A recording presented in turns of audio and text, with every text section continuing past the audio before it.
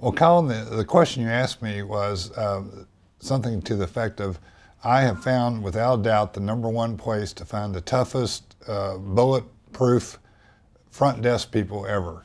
And this happened totally by accident. You know, I travel a lot, way too much. And I was over at the Louisville, Kentucky airport last week. And if you can imagine this, there was a group going into New York, another group going into New Jersey. So that tells you what this poor lady was dealing with.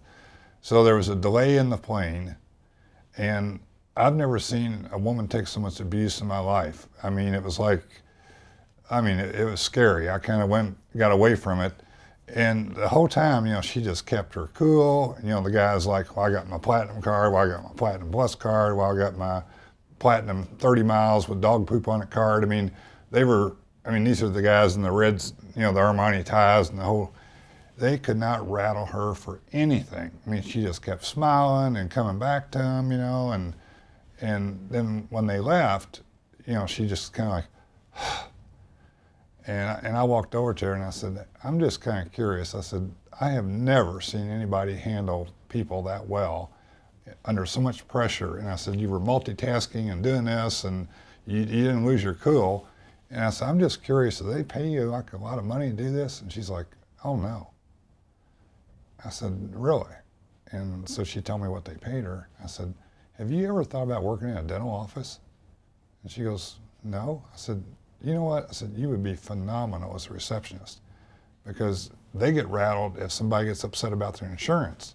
And I said, here you got people from New York and New Jersey screaming at you. One guy about ready to come over the counter and you were totally cool. And I'm like, I don't think anybody I've never heard of anybody recommending that, but I think that is the ideal place to find a tough, good front desk person. So does that answer your question? And I gave her my card and I said, so seriously, I said, would you like to work in a dental office? And she goes, you've seen what I've just put up with. She goes, in a heartbeat.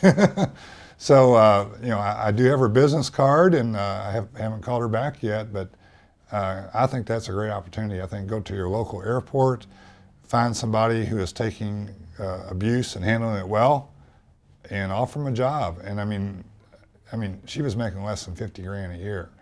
And I would not, they couldn't pay me enough to take the abuse she was taking. And she smiled and kept her cool, and it was wonderful.